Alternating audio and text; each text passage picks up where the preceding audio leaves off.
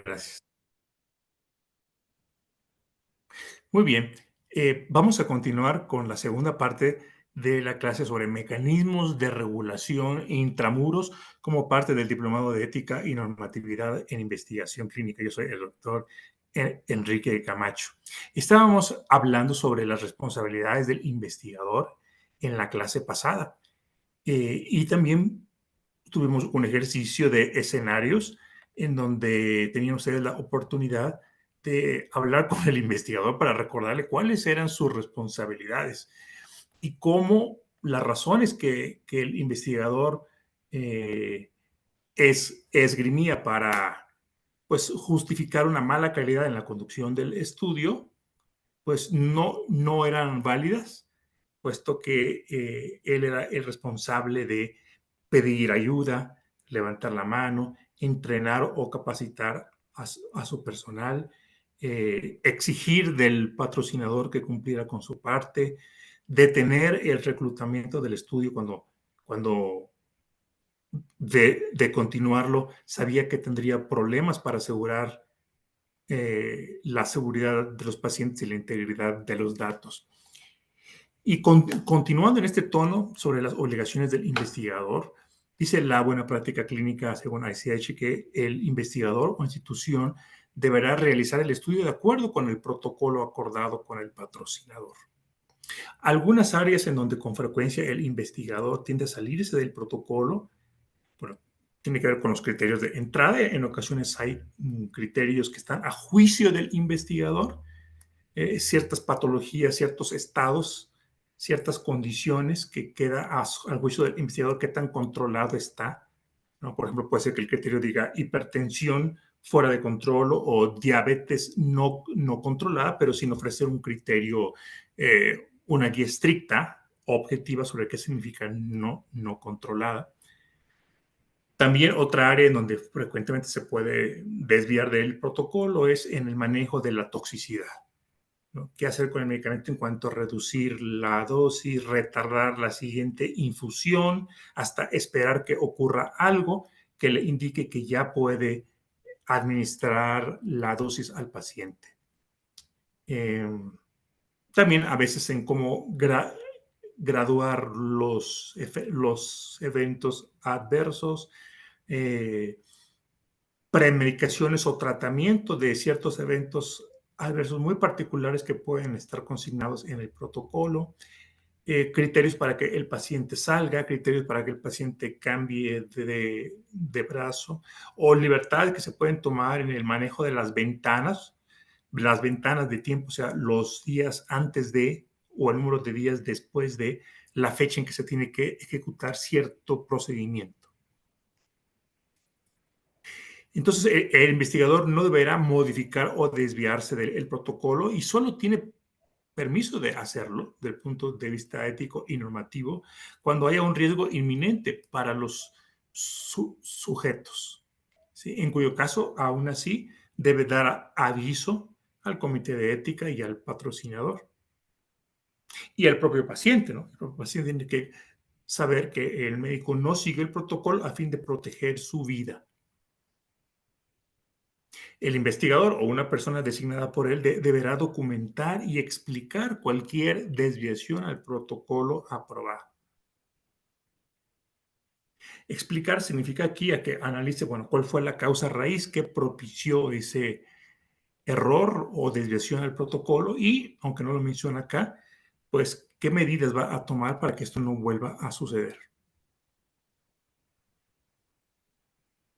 Entonces, quedamos que, si aún sin dictamen favorable del comité de ética, el investigador puede hacer una modificación al protocolo a fin de eliminar riesgos inminentes a los sujetos. Muy bien, vamos a hacer entonces el ejercicio de seleccionar la palabra que mejor queda en cada sitio marcado en azul de las que se encuentran listadas en la columna de la derecha, Irene. ¿Tú eres la única persona que está presente en este momento o tenemos a alguien más? No. Está también Carlos. Sí. Muy bien. Pues, ¿qué te parece entonces si el primer párrafo comienza, Sirena? ¿Cuáles serán las palabras que deben estar en esos tres sitios? El investigador, institución, deberá de realizar el estudio de acuerdo con el protocolo acordado con el patrocinador Sí, y autorizado por la autoridad reguladora y que tiene el dictamen favorable del Comité de Ética de Investigación. El excelente. investigador deberá firmar el protocolo y todo lo demás. Exacto, muchas gracias. Carlos, el próximo párrafo. Sí, el am, investigador no deberá Ajá, muy realizar bien, ninguna muy bien. desviación Ajá, del protocolo sin el permiso del Comité de Ética en Investigación y dictamen favorable. sin el permiso del patrocinador Ah, y el y dictamen por el escrito favorable. del SEI. Ajá. Perfecto, Salvo cuando sea necesario reducir un riesgo inminente para el perfecto. sujeto. Muy bien, correcto. Y si puedes también hacer el 453, por favor.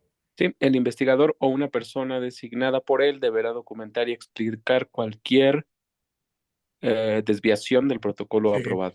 perfecto. Irene, ¿podemos cerrar contigo con el 454? Sí, claro. El investigador puede realizar una modificación o un cambio del protocolo si el dictamen favorable, Sin. sin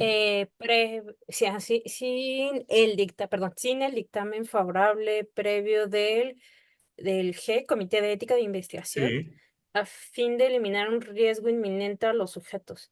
Tan pronto como sea posible, la desviación o la modificación realizada se deberá presentar al Comité de Investigación, sí. de Ética en Investigación, De perdón, ética, otra ajá. vez G, para su revisión y dictamen favorable, al patrocinador para su Sí, conformidad y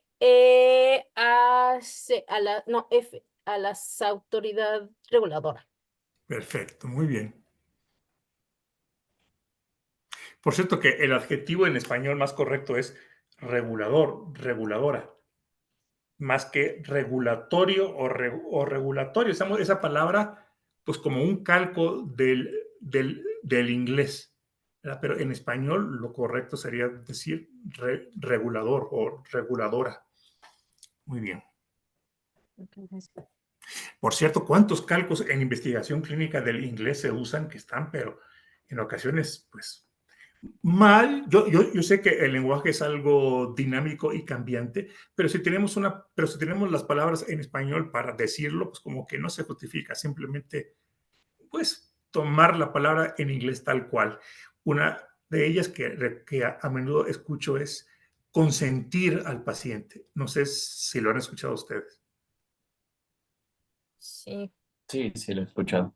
Exacto. Y bueno, consentir al paciente significa tratarlo súper bien, ¿sí o no? Mimarlo, apapacharlo. Eso es Ujú. consentirlo, ¿sí? Obtener su consentimiento, ¿eh? Se obtiene su consentimiento, muy bien. Y para decir reconsentir, que es algo que también escucho, es volver a obtener su consentimiento. Muy bien.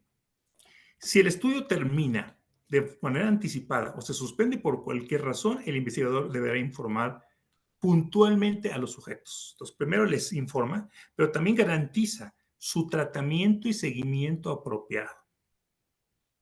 Puede ser un tratamiento fuera de protocolo, dando el standard of care, o sea, el estándar de tratamiento, y dándole el seguimiento apropiado. Pero también puede ser que, de acuerdo a los preparativos y los acuerdos que se hicieron antes de comenzar el estudio, entre a un programa para un acceso post-estudio. Hay varias razones por las que lo puede suspender se puede suspender por varias partes. Lo puede suspender el investigador, sí. El investigador puede decir, ya no puedo continuar este estudio por razones de salud, porque me voy de viaje, porque descubrí que ya no voy a tener tiempo, etcétera. Entonces, pero tiene que hacerlo con anticipación, tiene que estar informando a la institución, al comité de ética, al patrocinador, para que logre un sustituto lo antes posible, generalmente dentro del grupo de subinvestigadores. En ocasiones es imposible dentro del grupo de subinvestigadores encontrar su reemplazo. Y si existe otro centro en la misma ciudad que pueda captar a estos pacientes, pues se captan. Si no, pues los pacientes tienen que salir del estudio. Recuerden que investigación clínica no es lo mismo que atención médica, ¿no? Entonces el paciente seguirá teniendo su derecho a la atención médica. Ahora, existen ciertas condiciones para las cuales retirar el medicamento experimental sería un riesgo para el paciente y entonces sí se debe hablar con la institución y con el comité para que mientras dure esta situación, o sea, mientras dure el tiempo en que el paciente debe de seguir recibiendo el medicamento, alguien asuma la responsabilidad del comité, digo, de la conducción del estudio en este centro. ¿Les ha pasado alguna vez que el investigador ya no pueda continuar con el estudio? No, y ¿No? la pregunta es, ¿qué tanto pasa? Sí, bueno, a mí, bueno, pasa infrecuentemente, sí me tocó verlo porque yo Ujú. estuve 24 años en investigación clínica, entonces me tuvo que tocar. Y sí, en un caso, o en dos casos, uno fue en Guatemala y otro fue aquí en México, pudimos transferir a los pacientes a otro centro que llevaba el mismo protocolo. Y en otro caso, ¿no? Pues en otro caso se tuvo que suspender el protocolo en ese centro y los pacientes pasaron al cuidado médico habitual. Afortunadamente no era una enfermedad ni una situación en la que estuviera en peligro por suspender el fármaco experimental. Bueno, y me Sí. tocó otra también, sí, Ujú, fueron dos. Me ujú. tocó otra que creo que que les dije, en Mérida, un centro que rentaba las instalaciones. Y eso se nos pasó a todos en la exploración de factibilidad. No nos cruzó por la cabeza preguntarles en qué condición legal ocupaban ese espacio. Entonces, pues resultó que el dueño les dijo de un mes para otro, pues ya no puedo continuar rentándoles y pues fue una situación muy difícil en donde también en ese caso los pacientes pudieron ser transferidos a otro centro en Mérida. Pero pasa pocas veces, ¿no? Yo estuve 24 años y creo que fue entonces 4 o 5 veces Ujú. para que te des Y por, ej- una idea. y por ejemplo, cuando a usted le pasó, cuando se volvió a estudiar, bueno, cuando se volvió a pensar en ese centro durante la factibilidad para otro estudio, ¿se considera esa experiencia? Sí, sí. Todas estas Ok, experiencias nos sirven porque son preguntas que nunca vienen en los cuestionarios, quizá no te enseñan, pero que son importantísimas, ¿no? Entonces, después claro. en los cuestionarios incluíamos preguntas sobre el futuro a mediano plazo de las instalaciones y del equipo y del personal, ¿no?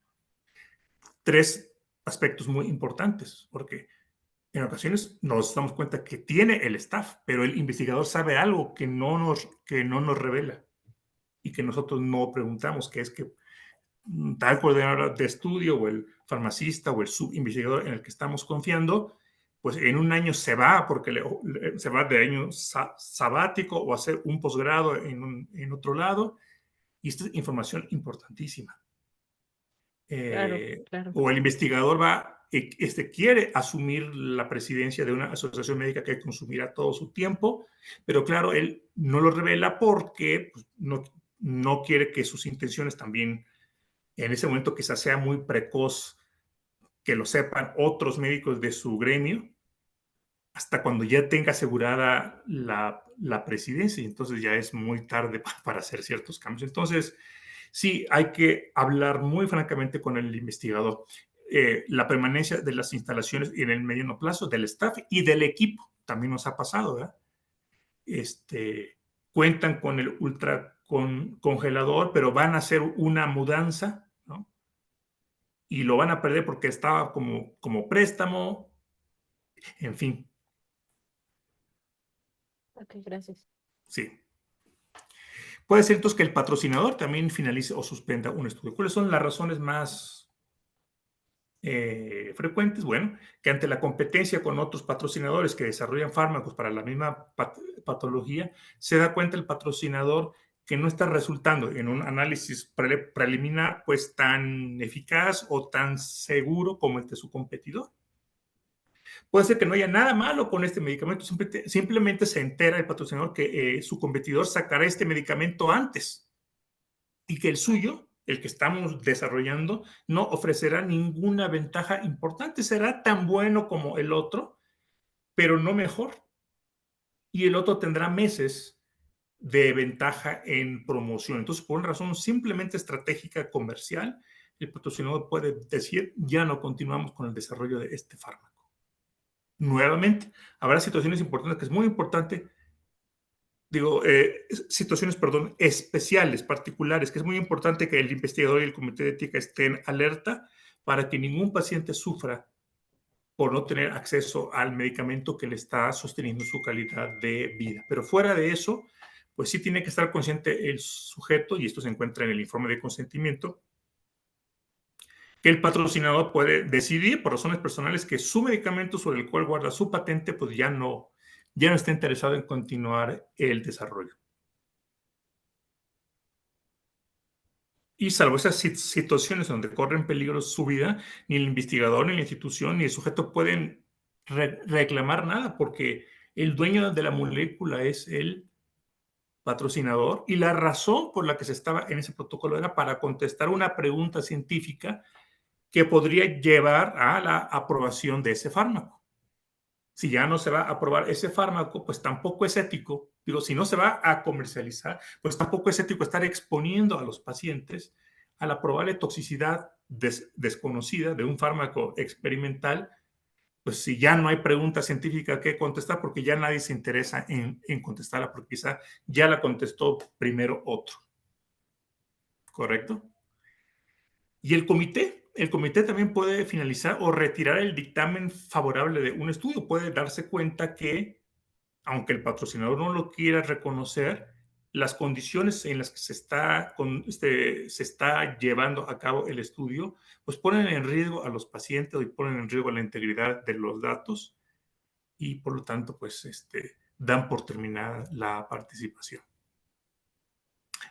Aquí no lo dice, pero también la institución puede ser que suspenda su participación. Puede ser que la institución diga, doctor, usted puede continuar con su protocolo, pero no en este hospital. Llévese a sus pacientes a otro centro. Le damos, por supuesto, meses de aviso para que se ponga de acuerdo con el comité de ética y con el patrocinador, para que usted busque otro centro físico, otras instalaciones físicas a donde se lleve a estos pacientes.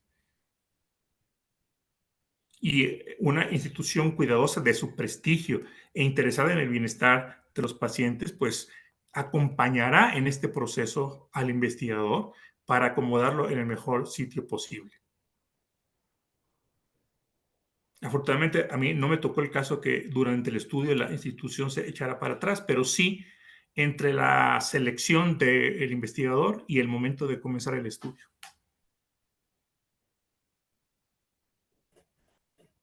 También aquí no lo menciona, pero todos sabemos que por ley COFEPRIS puede dar por terminado un estudio. Muy bien.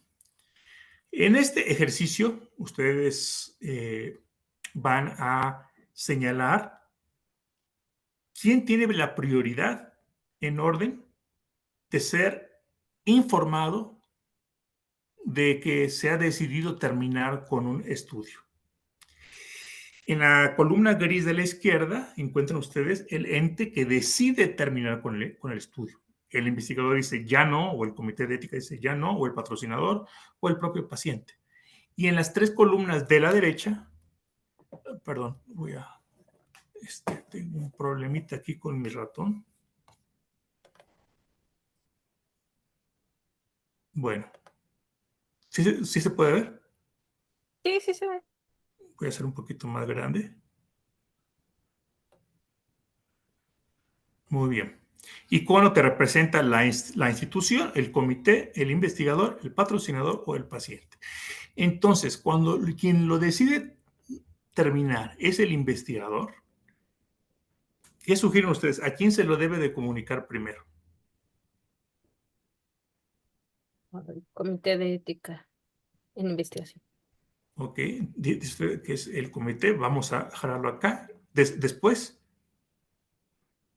Al patrocinador al patrocinador, ok, y después y al paciente.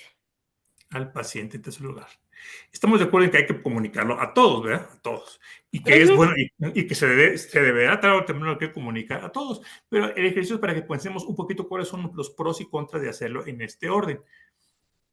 Si se comunica primero al comité de ética, pues hay que tener en cuenta en cuánto plazo el investigador desea terminar esto, ¿verdad? Porque qué tal si el comité de ética se acaba de reunir o se reúne con muy poca frecuencia, o sus dictámenes salen tarde, entonces para cuando salga algún visto bueno, algún comentario de parte del comité, pues ya quizá habrá pasado un mes, ¿no? Y el investigador tenía planeado salir en un mes y medio o en 2 meses y pues ya se comió 50% del tiempo. Pero sí, está bien. Estoy de acuerdo que se envíe el comunicado lo antes posible y en paralelo entonces se hable con el patrocinador. Si se habla primero con el patrocinador, también está bien. El patrocinador es el dueño de la molécula. El patrocinador puede auxiliar, puede acompañar al investigador en este proceso para facilitar la comunicación con todas las demás partes, para darle ideas y, muy importante, para recolocar a los pacientes, porque quien los va a recolocar, pues no va a ser el comité de ética, va a ser el patrocinador. El comité de ética podrá dar su opinión, podrá dar buenos consejos, pero quien llevará en sus espaldas la mayor carga de buscarles un sitio es el patrocinador.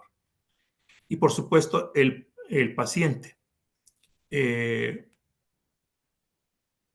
ocasiones la forma en que se comunica esto al paciente es tan importante para no causarle al paciente estrés, para que no se sienta desatendido, a la deriva, que a veces es bueno que sea el último al que se comunica. No que sea que se comunique muy tarde, ni un día antes, sino que se planea primero con el comité, con el patrocinador y con el hospital qué se va a hacer para que cuando se hable con el paciente, no solamente se le informe lo malo que va a pasar, sino que ya se le dé un plano, una propuesta. Si usted quiere continuar el estudio, porque usted está en libertad de salir del estudio ante esto que está pasando, o continuar con el doctor fulano de tal que sería mi reemplazo, ya con una propuesta concreta. Muy bien, Carlos, cuando es el comité de ética quien decide que pues por el mal funcionamiento, por la mala calidad, por el riesgo que están corriendo los sujetos con ese investigador que quizás no tenga tiempo, o sea, un investigador con muy poca experiencia y que no se está tomando su labor en serio. Cuando el comité de ética decide terminarlo, ¿a quién cree usted que sería bueno comunicarlo primero? Al investigador, Al investigador mismo, ajá, sí. Y luego al patrocinador, al patrocinador, ¿ah? Y finalmente pues al sujeto, correcto. supongo. Ujú. Sí, bueno.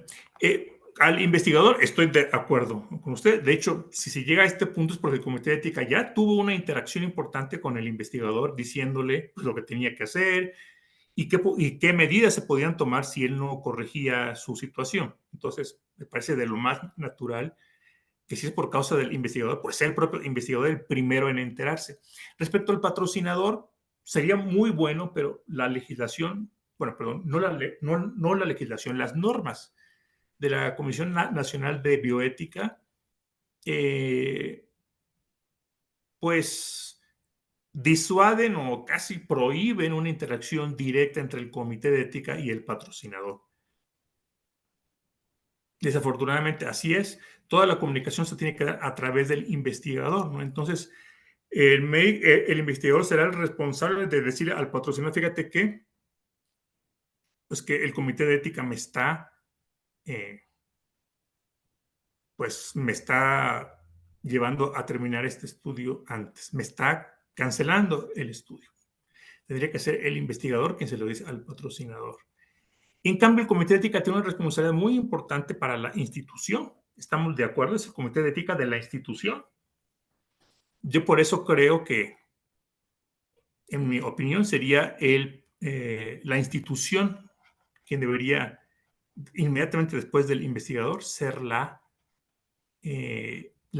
que informe. En ocasiones puede tratarse de una situación tan grave por la que se suspende un estudio, una situación que compromete a todo un equipo de investigación, una situación que quizá involucra aspectos éticos más allá del estrictamente relacionado con la buena práctica clínica, que se incluye algún caso de corrupción o de que se afecte la reputación del hospital, que inclusive es mejor decirlo primero a la institución, al director, para que juntos se planee una estrategia de cómo manejar la situación y cómo comunicarla al investigador y al patrocinador. En el caso del director del centro, él sí tiene un canal de comunicación directo que no lo impide ninguna norma con el patrocinador.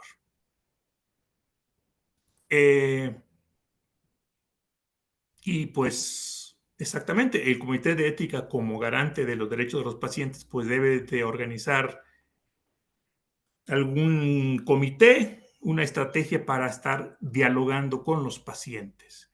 En muchas ocasiones es importante que los pacientes tengan la versión correcta, no distorsionada, de por qué el investigador ya no puede continuar siéndolo, pero tampoco generándole un estrés por falta de información adecuada. Entonces, estas son las raras ocasiones en donde sí el comité de ética buscará tener un contacto directo con el paciente y esto generalmente se acuerda con el director de la institución.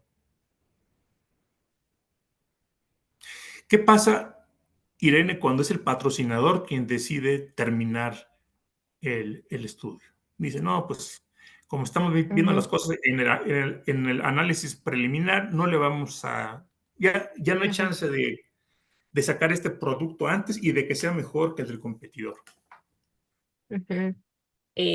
Pues la avisa al investigador Ajá, y después pues evidentemente pues tiene que avisarle al comité de ética sí, y pues ya después al paciente. sí. De hecho, es muy poco probable que el patrocinador tenga que hablar con los pacientes. Si está, digo, si Claro. fue por razones internas del patrocinador y está intacto la reputación y la calidad del investigador, él se encargará de hablar con los pacientes. Yo más bien diría que es a la institución. ¿Te parece? Aquí ponemos Sí, a la está bien. institución, muy bien. Y Carlos, cuando es el paciente, Pues al investigador sería para mí lo al más lógico. investigador y nada más, ¿verdad? Ajá, El paciente no tiene por qué comunicar nada ni al comité, ni a la institución, ni al patrocinador. claro. Ahora, si él está dejando o quiere abandonar el estudio por una razón que tiene que ver con su dignidad, con sus derechos, con la forma en que se le trata en el estudio, por supuesto que él sabe que puede tener una comunicación directa con el comité Ujú, en esos casos. En esos casos en que está comprometida la ética del estudio en su opinión. ujú. Sí, de acuerdo. Correcto. Vamos a hacer este ejercicio más. El investigador principal pretende delegar las siguientes responsabilidades que se muestran en esta tabla en un joven médico que actúa como subinvestigador. ¿Recomendaría usted que sí, que prosiga con la delegación de estas responsabilidades? Sí, no. O quizás tu respuesta sea, bueno, depende, ¿no? Depende de algo. Entonces, vamos con la primera tarea. El investigador principal dice, caray, tú sabes que estoy súper lleno de trabajo en estos meses y lo voy a estar más ahora que entre como tesorero de la Asociación Médica. Entonces, tú te vas a encargar, por favor, de confirmar la elegibilidad de los pacientes. Sí, no o depende de. Comenzamos contigo, Carlos. Ups, pues creo que aquí esto sí es bastante crítico, ¿no? Yo diría que no sería recomendable que delegue esa responsabilidad. Ok. Bueno, que no. Tú dices que no. Ay, no me está aquí respetándola, pero bueno, dices que no. O que quien decida que un paciente entra sea el investigador principal. ¿Y qué piensas, Irene? Yo opino que sí, dado que o sea, ya está establecido en el protocolo las Ujú. características, ¿no? Entonces, pues, un médico pues sí, un médico, pues, joven, creo que sí podría hacer esas cosas porque, pues, son cosas de médicos, ¿no? Exacto. Yo lo creo también, yo lo creo también. Bueno, si queremos ser más estrictos, podemos decir, bueno, depende que el subinvestigador pues comparta la especialidad y la experiencia que se necesita, ¿no? Los criterios están bien establecidos en su mayor parte, es decir, no sé, el 80% de los criterios de entrada, de inclusión y de exclusión, se basan en parámetros de laboratorio, en historia del paciente, en medicamentos previos o concomitantes, cosas que en un expediente ese joven médico lo puede ver. Quizá exista un 20% de criterios que sí dependan del juicio.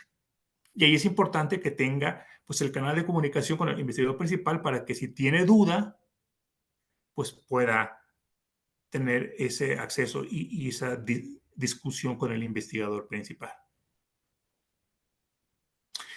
La siguiente tarea, Irene, es conservación del medicamento en las condiciones que guarda, digo, que indica el fabricante.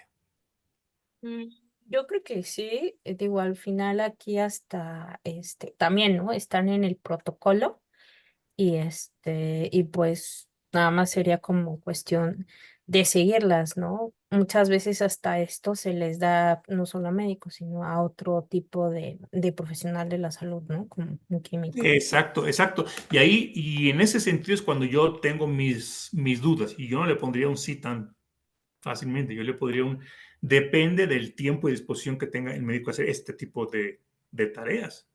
Depende también de la complejidad del estudio, porque conservar el medicamento con los inventarios de lo que entra, de lo que sale, de lo que se consume, de que si hubo una excursión de temperatura, si falló el refrigerador, yo no sé si este médico joven va a tener el tiempo y la disposición de hacerlo. Yo me sentiría más, pues con más confianza que lo haga una persona que tiene pues experiencia en farmacia o específicamente en mantenimiento de medicamentos experimentales. Entonces no es un no, pero yo no me sentiría feliz si delega tal responsabilidad. La tercera, Carlos, archivo de documentos. Tú te vas a encargar de que pues, todos los informes de consentimiento que firmaron los pacientes, las cartas con el comité de ética, los protocolos con sus enmiendas, las cartas que se generaron para COFEPRIS, para el director de la institución, las aprobaciones que tuvo el comité de ética, que todos los documentos que ya repasamos como esenciales se encuentren accesibles, se encuentren disponibles, que no se nos pierda nada. Pues eso sí creo que lo podría delegar Uh -huh. para Sí, algún químico documental o algo así. muy bien.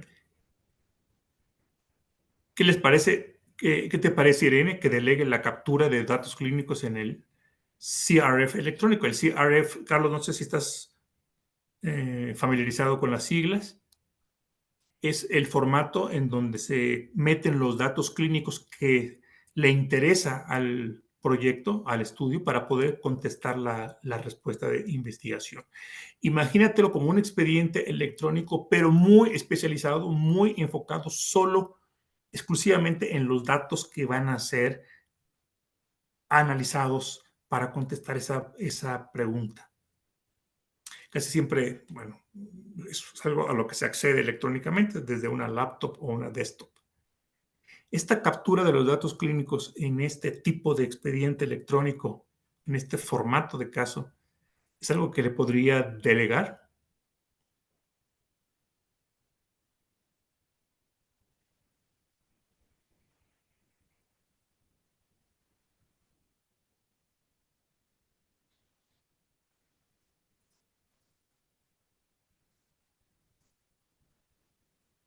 Carlos, ¿estás ahí? Ay, perdón, justo estaba Sí. aquí hablando en mute. Es que me entró una Ok. llamada. ¿Cuál era la parte? La captura de los datos clínicos en este formato electrónico. Yo creo que podría ser también delegado. También, por Ujú. supuesto, muy bien. Eso. Irene, el notificar eventos adversos serios. No, yo creo que no. O sea, porque al final necesitaría estar ya tendría que tener bastante experiencia, sí necesitaría como experiencia. Sí, bueno, tiene aquí pros y contras. Es importante que sean notificados en tiempo, ¿no? Y sabemos que la información esencial es muy escasa, pues, para que se procese, que es que tengamos un paciente identificable, una persona identificable que lo reporta, que tengamos un evento que reportar, o sea, qué es lo que pasó, y finalmente un medicamento, ¿no? Experimental. Entonces, yo creo que en la mayoría de los casos pues, puede ser muy útil si este médico joven pues va a estar más al pendiente en el centro, porque imagínate, pues si el investigador principal anda por aquí, por allá, ¿no? Tú sabes que el tiempo en que se deben reportar estos eventos es crucial. Entonces, yo sí lo vería con buenos ojos. Quizá lo que podríamos acordar es pues que no fuera el primer notificador, sino que fuera el notificador de respaldo. Pero yo creo que en general funciona bien. A ver, retirar del estudio a un participante.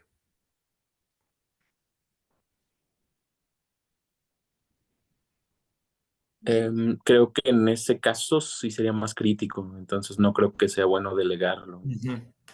por el Exacto. criterio. Ujú. Ujú. Salvo en casos en que esté en peligro el paciente, ¿verdad? Que se tiene que retirar por su seguridad, que es importante que él esté perfectamente entrenado, capacitado para en ese momento tomar la decisión. Estoy de acuerdo contigo que en la mayoría de los casos retirar un paciente de un estudio es una decisión delicada por muchos aspectos. Si se trata por incumplimiento del paciente, hay que preservar la relación y explicar bien al paciente que se sienta, pues que sienta que se obra con justicia y que entonces de la cara es el responsable de su seguridad. Si el retirar al paciente del estudio también implica la posibilidad de que desaparezcan beneficios o la eficacia potencial del fármaco, o se acelere la enfermedad por retirarse, todo esto con sus implicaciones médicas de cuál será el plan de tratamiento cuando usted se retire, sí creo que es importante, muy importante que en este momento crítico el investigador pueda estar cara a cara con el paciente. De hecho, bueno, vamos a continuar. Irene, monitorizar al paciente durante la infusión de un medicamento, la infusión endovenosa de un medicamento. Yo creo que sí. Exacto, que sí. De hecho, sería algo muy, muy bueno si el médico joven puede estar al pie del cañón y mientras que el investigador principal no. Fantástico.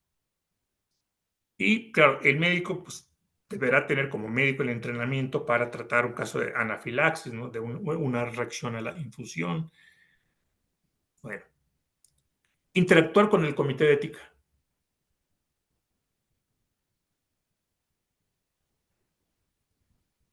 Creo que en ese caso no sería bueno delegarlo, ¿no? Porque pues finalmente la cara Excelente. del comité es el Exacto, principal, el investigador. exacto. Como responsable es el investigador. Ya si por interactuar nos referimos a interactuar con la asistente administrativa para saber cómo va una aprobación o eh, llevarle un documento faltante, claro, eso es otro tipo de interacción que puede hacer otra persona, pero la, la respuesta a un comité, la explicación que se da a un comité, la inconformidad que se puede presentar ante un comité por el dictamen que emitió, todo esto tiene que ser responsabilidad del investigador principal. Responder a hallazgos de auditoría, Irene.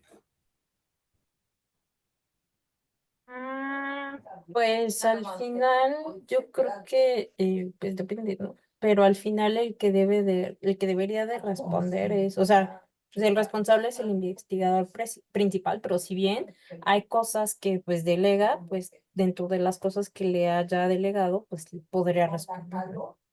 Claro. El responder a los hallazgos es importantísimo que sea responsabilidad del investigador principal, ¿no? Tuvimos este problema de calidad y lo vamos a corregir así. Ahora, ya la ejecución de esas medidas preventivas o correctivas, pues puede hacer varios miembros del staff, ¿no? ¿Sí? Pero la respuesta Ok, ok. debe partir Ujú, de él. Obviamente, dependiendo de su ujú, experiencia, para ujú. responder, pues se puede reunir con todo su staff, con el patrocinador, con el comité, para que le den ideas, para que lo apoyen, pero él es quien responde y quien firma. Muy bien. Y si no se llevan a cabo estas acciones preventivas o correctivas, pues la responsabilidad cae sobre él. Muy bien. Interactuar con el patrocinador, Carlos.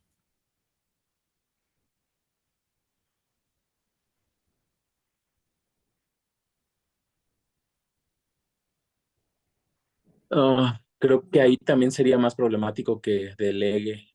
Bueno, a lo mejor Ujú. sería depende, ¿no? Porque si es un monitor Depende. del patrocinador o Ujú. algo así, pues podría ser un subinvestigador o alguien joven, pero ser Exacto. la cara principal, pues sería no permisible. Exactamente. Sí, con el monitor es posible que, de hecho, en ocasiones facilita las cosas que un subinvestigador que está al tanto del estudio pueda resolver ciertas dudas, pueda llevar ciertos comunicados o hacer ciertas preguntas al investigador principal, pueda poner accesible, pueda poner en la mano, en el escritorio del monitor algún documento, algún estudio o coordinar o dar la instrucción para que pues, quede a su disposición. Por supuesto que ese tipo de interacción que tiene que ver con las visitas de monitoreo, pues puede ser muy útil que se delegue el, pero ya la responsabilidad de qué vamos a hacer para prevenir o corregir las desviaciones que en este reporte de monitoreo estoy yo escribiendo, pues es el investigador principal. Me ha tocado muchos casos en que diferentes miembros del staff que tenían pues, un gran sentido de responsabilidad y mucha iniciativa propia, pues dieron la cara por el estudio, pero desafortunadamente se descuidó que el investigador principal estuviera al tanto y se sintiera responsable de corregir lo que estaba mal. Y cuando eso pasa, a la larga las cosas no van a funcionar. Y obtener el consentimiento informado, Irene. No, ese es de las que menos. Ese sí debe de ser el investigador principal. Exacto, sí. Bueno, estrictamente de acuerdo con las normas, sí lo puede delegar en otra persona que tuviera mucha experiencia en investigación clínica, que pudiera atender todas las dudas del paciente. En teoría, por ley, por reglamento, lo puede hacer. En la práctica tendría que ser una situación excepcional. Los dos momentos en que es importante que haya una interacción cara a cara con quien va a garantizar la seguridad del sujeto es cuando se está obteniendo su consentimiento y cuando se retira del estudio, ¿no? Cuando se retira prematuramente o simplemente ya se da por terminado el estudio. Esos dos momentos son cruciales. Agregaría un tercero en la medida de lo posible, que es en la detección y manejo de un evento adverso serio. Que sepa el paciente, aquí está mi médico investigador principal a mi lado. Ok, ok. Deberes del monitor versus deberes del investigador.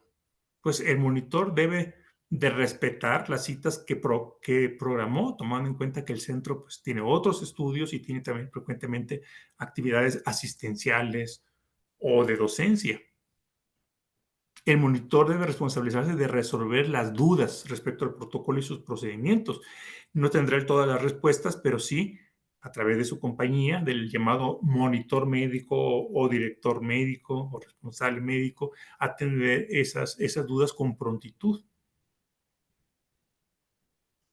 Eh, Esto es crucial, es decir, la duda que expresa el investigador se debe de documentar, ya sea en las minutas de la junta, de la sesión de entrenamiento. Tiene que, en un correo electrónico, tiene que quedar escrito qué preguntó y qué se le contestó y quién le contestó al investigador. ¿Ok? Algunos patrocinadores van creando con el tiempo un documento de preguntas y respuestas. las 10, las 20 preguntas más comunes que se han hecho con sus respuestas. Luego, mantenerlo informado sobre el estado del estudio en su centro y en el mundo también. ¿A qué nos referimos con el estado del estudio en el mundo? ¿Qué le interesa al investigador saber cómo está en otras partes del estudio? Uy. Pues los reportes finales de otros estudios. Sí, bueno, hay muchos aspectos del estudio que pueden tener incidencia sobre su centro, aunque se estén presentando en China y en Rusia. Por ejemplo, reclutamiento. Ok. Por ejemplo, que declinaron los estudios, digo, que declinaron los centros en Ucrania con la guerra, y les hablo de varios casos reales. Ahora, cuando comenzó la guerra de Rusia con Ucrania, teníamos nosotros muchos centros ahí, y pues no pudieron entrar, y se informó a los centros de todo el mundo para que evaluaran si podían aumentar su compromiso de reclutamiento de pacientes. Entonces, esto requirió un ejercicio de análisis para resolver una situación mundial. Puede ser también una situación que tenga que ver con la manufactura y distribución del fármaco experimental. En ocasiones se experimentan, pues, retardos en el proceso de manufactura, porque recuerden que, pues, no se tiene ya un proceso montado de fabricación en masa, puesto que el medicamento no está aprobado aún.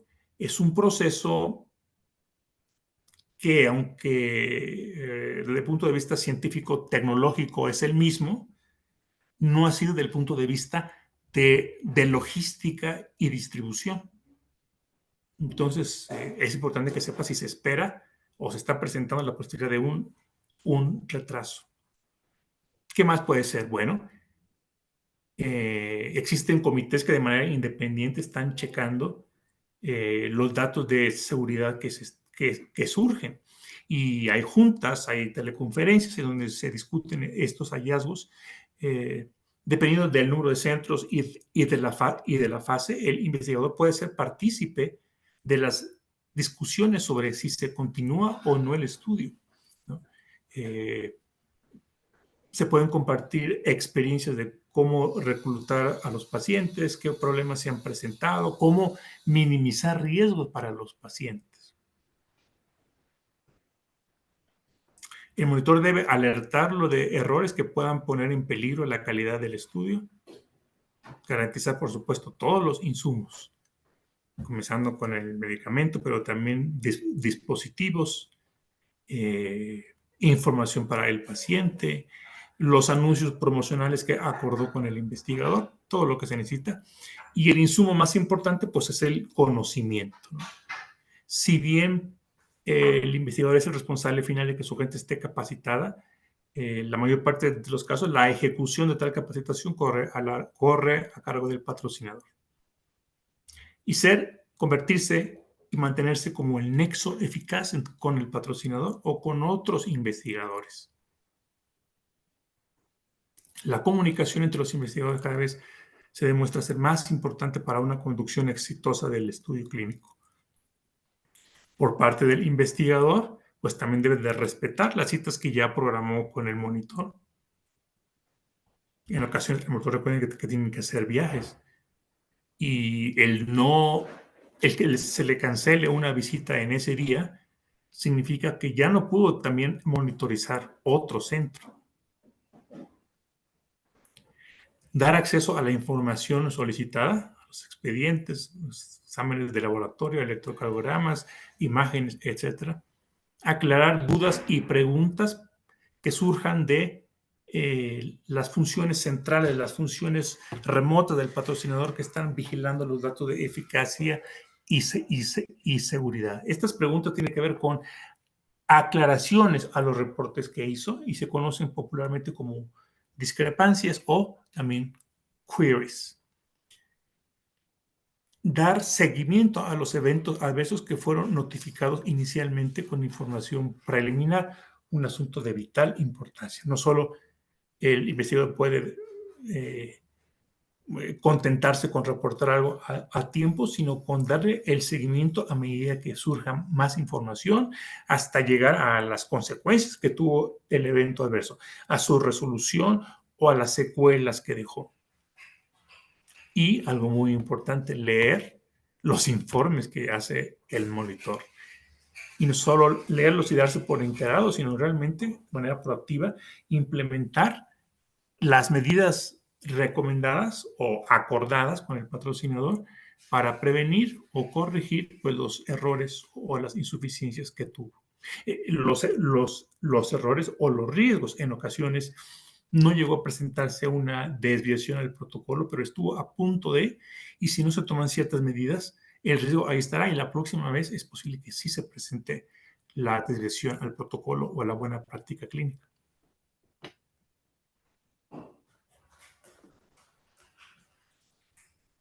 Cada monitor tiene la responsabilidad de Tengo hacer un una pregunta, informe. perdón. Sí, claro.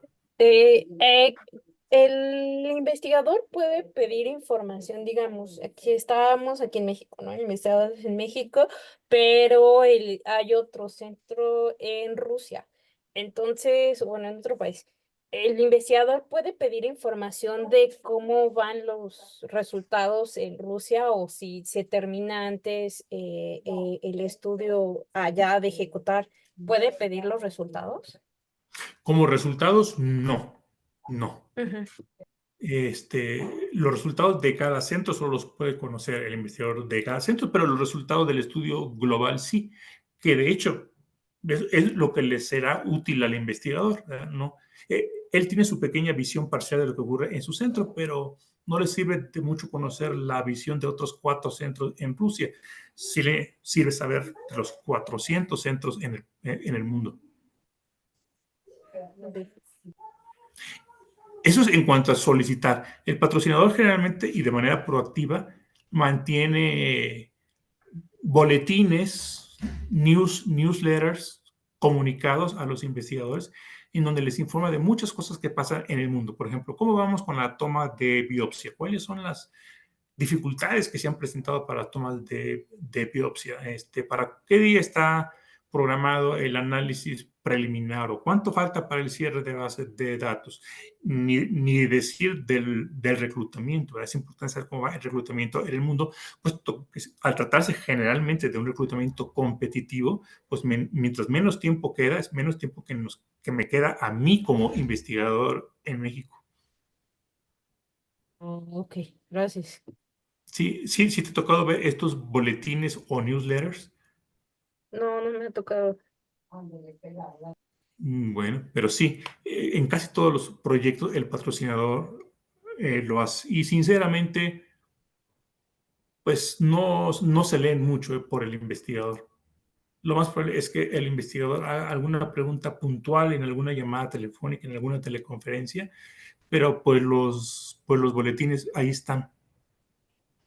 Yo Ok. creo que sus días están contados. Yo creo que se deben aprovechar otras plataformas de comunicación instantánea, en vez de esperar que cada mes va a salir un boletín. Sí, claro. Bueno, el informe al investigador principal que hace el monitor debe de incluir los hallazgos y riesgos que pueden comprometer la calidad del estudio. Recuerden, hallazgos es lo que ya pasó, lo que se vio que estuvo mal. Riesgos es lo que podría estar mal si no se toman medidas. Y bueno, ante esos hallazgos o ante esos riesgos, ¿qué medidas preventivas o correctivas se recomiendan?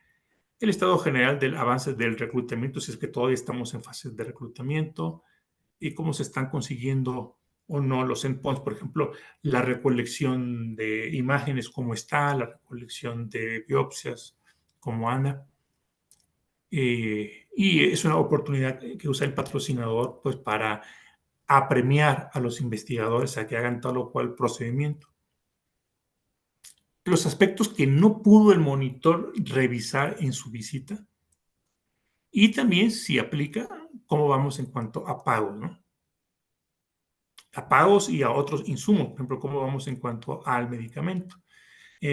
Frecuentemente es el centro quien dispara el envío del medicamento mediante una llamada telefónica a un sistema telefónico automatizado. Llamas o bien por internet y disparas el envío cuando te queda ya cierta cantidad, puesto que tienes que considerar el margen de días que se tardará en llegar ese envío.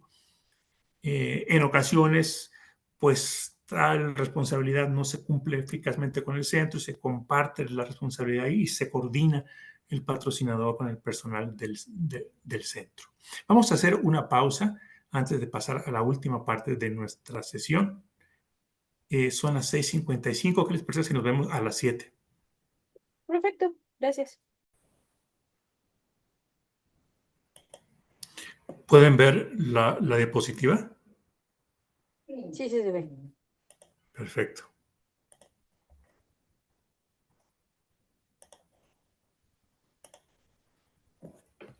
Durante estos años he tenido la oportunidad de conocer centros que llegan a tener mucho éxito y centros que fracasan. ¿A qué le llamo éxito? O sea, que pueden continuar haciendo lo que les gusta hacer, que es investigación clínica, por largo tiempo, involucrando a más personas, es decir, creciendo el número de proyectos, el número de staff y el número de pacientes, expandiendo su alcance y pues viéndolos gozar lo que se hace, que es algo maravilloso en la vida. El centro fracasado es el centro que vive en amargura, en conflicto, y se van yendo los miembros del staff, se van yendo los proyectos y los pacientes. Y finalmente se acaba el sueño con el que comenzó. Yo creo que todo centro exitoso debe tener en mente 6 áreas de enfoque, 6 áreas en que base su éxito, en que ponga su esfuerzo y su inventiva. Y aquí les los presento. Esto ya no son normas de la buena práctica clínica, aquí les quiero compartir mi experiencia personal. El enfoque en conocer la población de pacientes, en conocer cuál es la incidencia y prevalencia de las enfermedades, cómo gestionar bases de datos para conocer nichos específicos de pacientes y cómo van a tener acceso a los pacientes que cuentan con esos criterios. Conocer la población, tener líneas de investigación, o sea, áreas terapéuticas, enfermedades bien claras que son del interés del centro y también bien claras aquellas que no quieren meterse. Los centros que quieren abarcar mucho y no tienen una estrategia respecto a qué es lo que quieren hacer bien, en qué se quieren distinguir de los demás centros, pues terminan haciendo mucho y haciéndolo mal y se quedan haciendo nada. Entonces, tener líneas de investigación definidas, conocer su entorno, el entorno regulativo, el entorno socioeconómico en el que están, y estas otras 3 que tienen que ver con conocer las necesidades ya del participante, del individuo que participa. A la izquierda es la población, los números, la incidencia y la prevalencia, pero a la derecha me refiero a conocer al participante para asegurarse que se sienta seguro, respetado en su libertad, en su autonomía y pues que se sienta que tiene un beneficio directo de estar en el estudio.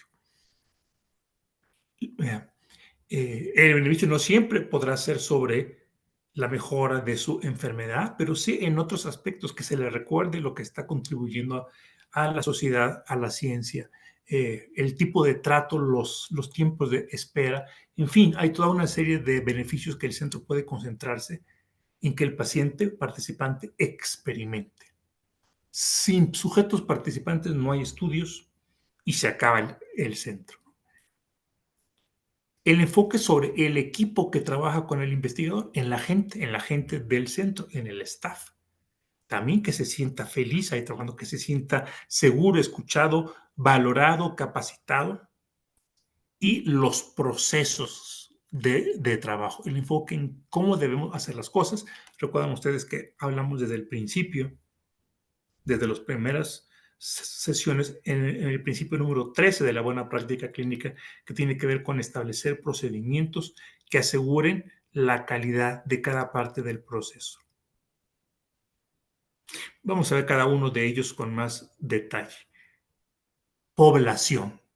Conocer la incidencia, la prevalencia de ciertas enfermedades y cómo vamos a estar manteniendo en nuestra base de datos información puntual que pueda ser útil para los patrocinadores y para nosotros para saber si podemos contar con estos pacientes.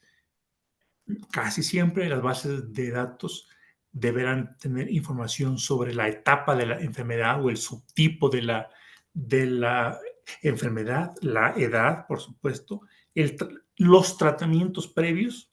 Casi siempre los protocolos se enfocan a una población o virgen a determinado tratamiento o ya con experiencia y falla a determinado otro tratamiento. Entonces, ¿qué vamos a hacer para tener una base de datos útil y que pueda ser mantenida en el largo plazo? Y la pregunta que nos vamos también a hacer es, bueno, ¿de qué me sirve tener una base de datos preciosa con cientos de pacientes y luego no los puedo llamar, no los puedo localizar? Necesito tener sus datos de contacto, necesito mantener cierto contacto, puede ser que estos teléfonos pues, ya no sean los que operan, y necesito personal que esté dispuesto a establecer ese contacto. A ver, veamos este ejercicio. Un centro privado que se ha dedicado a la investigación en diabetes y en enfermedades reumáticas con mucho éxito, desea expandir sus áreas terapéuticas a oncología y a convertirse también en un centro que realice estudios fase 1. Les ha ido tan bien con diabetes y artritis que dicen, yo me doy cuenta que pues está pegando mucho la oncología y muchos proyectos de oncología y me interesaría incursionar en eso. ¿Y por qué no? Ya con todo el prestigio que hemos acumulado, hacernos un centro fase 1. El director te convoca a una junta entre personas con diferentes funciones dentro del centro, con diferentes experiencias, para que de manera preliminar intercambies ideas sobre lo que se necesitará para cumplir tal visión. ¿Qué preguntas formularías respecto al área de enfoque que se muestra en el encabezado? Que es la población. Y aquí, bueno, aquí ya les doy algunas preguntas, pero son las que creo que hay que formular en la mesa. ¿Qué datos clínicos necesitamos? Estamos hablando de población, ¿sí? Si queremos incursionar en oncología, ¿qué datos clínicos necesitamos? No, pues te van a contestar, incidencia de cáncer de mama. Eso está bien, pero nada más. Basta que digamos, tuvimos 40 casos de cáncer de mama en un año o en 6 meses o en 3 meses. No. El desarrollo de fármacos es muy específico, es para ciertos subtipos de cáncer de mama.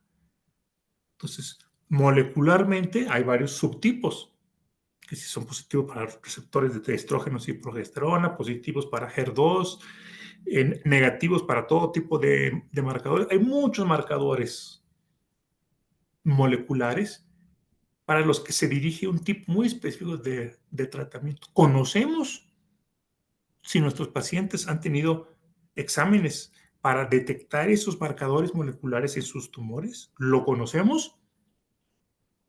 Y la respuesta es no.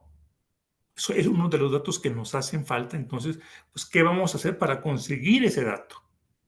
Porque es lo que nos van a preguntar. Otra pregunta importante será tratamientos etapa. Bueno, cáncer de mama sí, pero etapa 1, etapa 2, etapa 3, etapa 4. Localmente avanzado y metastásico. ¿Lo sabemos? Y si no lo sabemos, ¿lo podemos averiguar? Otra pregunta. ¿Nos van a querer que investiguemos cuántos pacientes han tenido falla a tales y tales tratamientos y cuáles todavía no se han expuesto a tales y cuales tratamientos. ¿Tenemos esa información?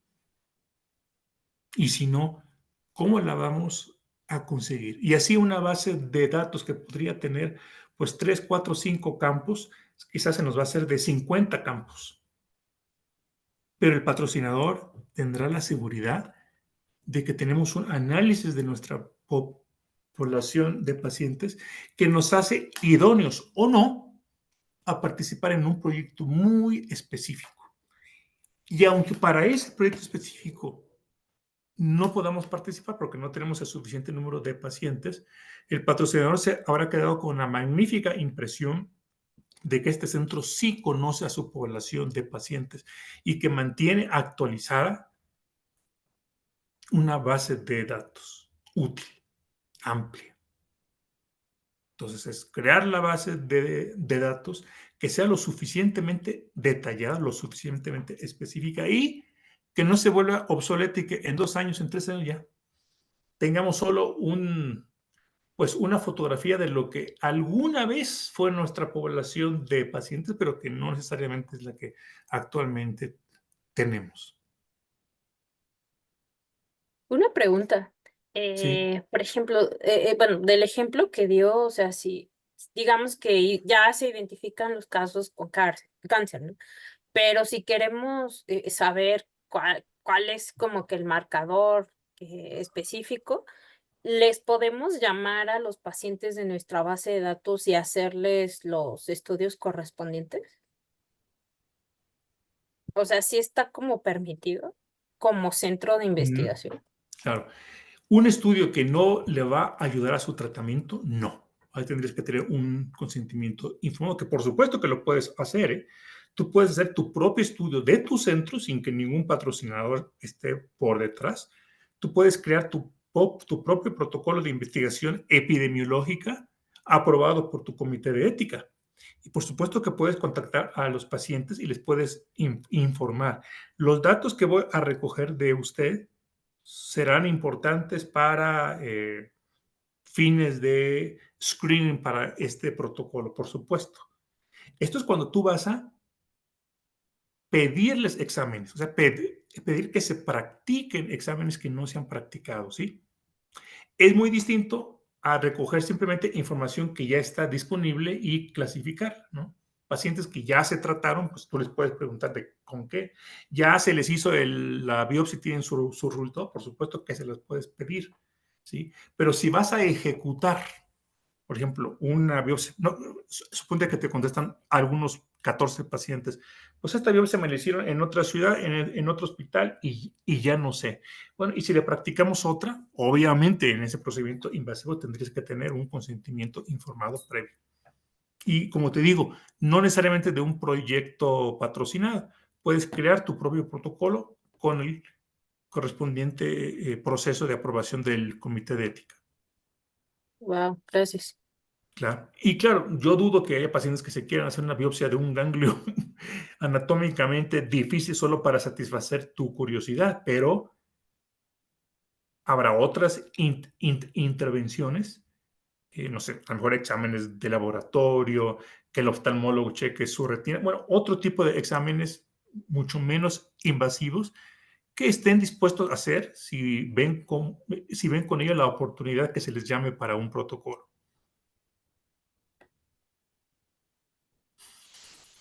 Muy bien.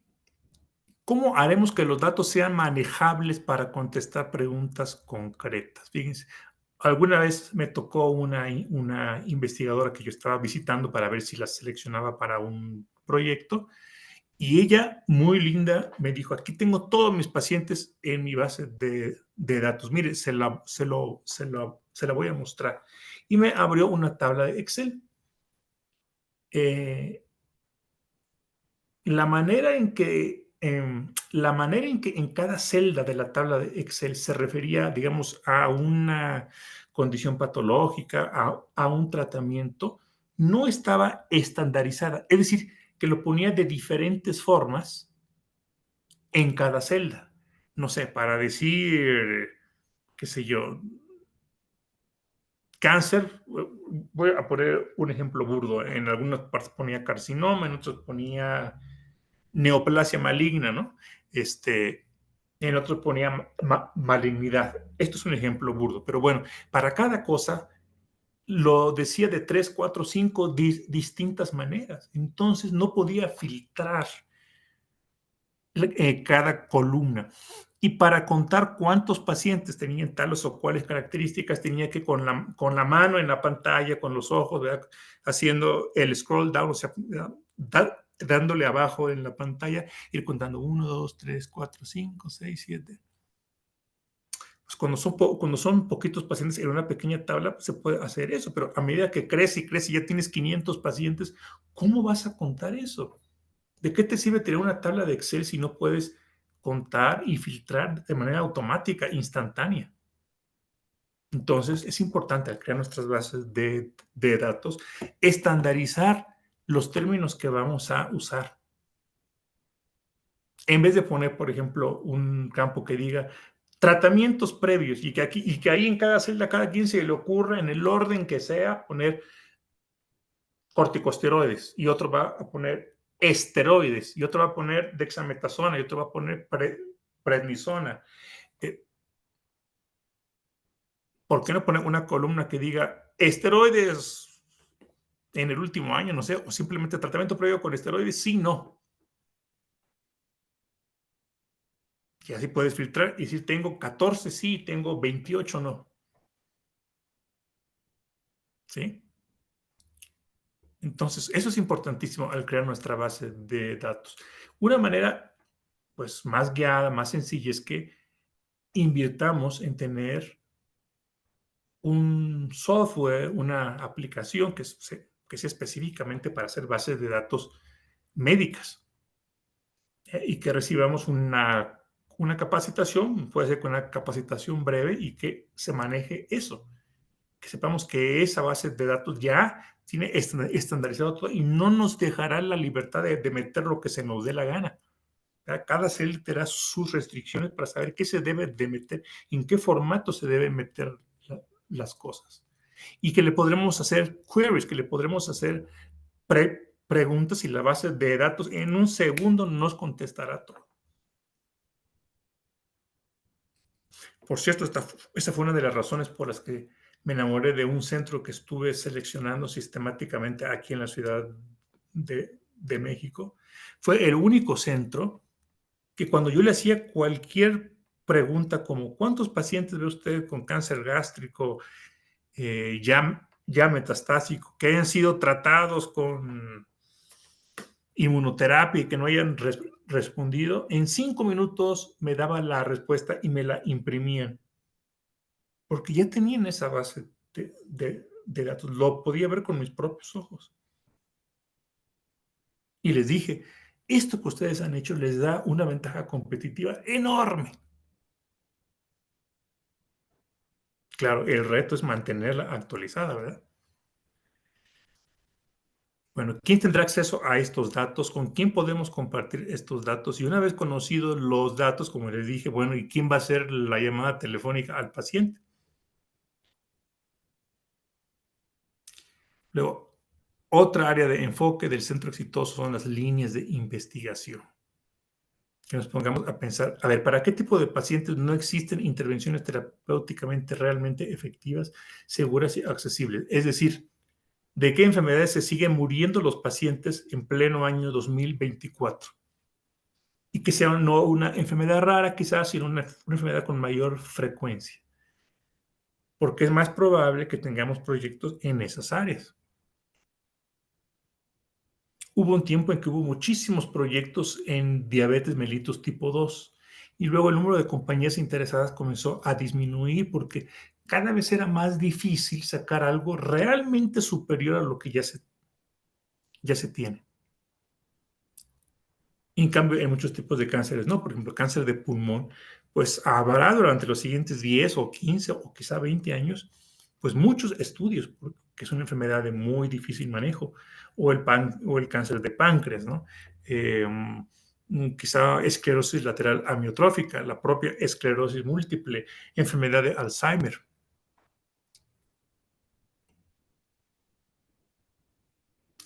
Entonces, si identifico que hay áreas en donde están lloviendo protocolos porque hay una necesidad médica especial, pues ahí enfocaré mi línea de investigación. Pero claro, no es la única pregunta. Puede ser que no se tenga un buen tratamiento para una enfermedad, pero tampoco se está investigando ya mucho. O la incidencia es tan baja, pues que no atrae a las industrias farmacéuticas para hacer muchos estudios en ese campo. Sí hay estudios, hay una buena cantidad de estudios para enfermedades raras y el gobierno entra en acuerdos con la industria farmacéutica para que no queden descuidados estos pacientes, para que se haga también investigación en enfermedades raras, pero hay que tener la discusión interna en el centro si estamos interesados en esas enfermedades raras, por ejemplo, enfermedades metabólicas de origen genético. Otra pregunta que nos podemos hacer, ¿cómo se compara lo que se investiga en este momento con lo que se investigaba hace 5 o 10 años? ¿Siguen aumentando los proyectos en esta área o vemos que han quedado o se han quedado estancados? ¿Qué plataformas tecnológicas están emergiendo para el diagnóstico y tratamiento? De manera que yo no me quede atrás y que yo use esas plataformas para tener siempre bien caracterizados, bien diagnosticados, bien clasificados a mis pacientes. Si sé que los debo tener clasificados otra vez por ciertos marcadores moleculares o por sobreexpresión de ciertos genes, pues tengo que mantenerme yo a la altura y tener a una buena proporción de mis pacientes ya con resultados.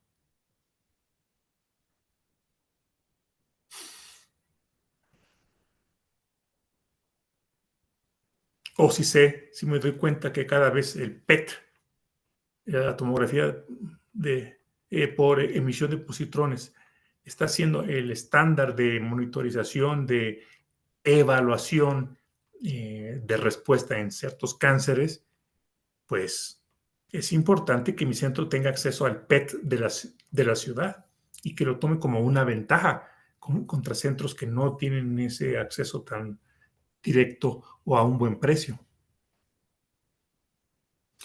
Y si hay nuevas tecnologías, nuevas plataformas, ¿mi staff sigue capacitándose o ya está quedando obsoleto?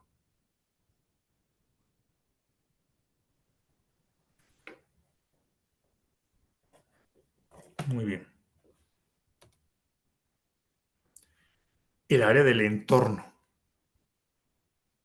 Hablamos del entorno regulativo, el entorno económico y social, ¿verdad? ¿Cuál es la actitud de la comunidad hacia la investigación clínica? Preguntas que nos podemos hacer.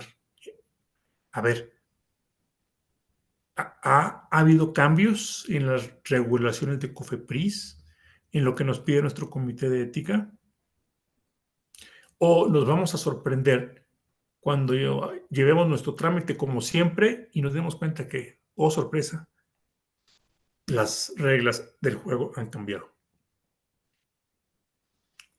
Si no soy precavido, si no lo detecto a tiempo, pues va a tener un impacto sobre el tiempo que voy a necesitar para arrancar el proyecto, sobre toda la operación, sobre el reclutamiento, sobre mi reputación o la reputación de mi país. Entonces, estar adelantado a eso.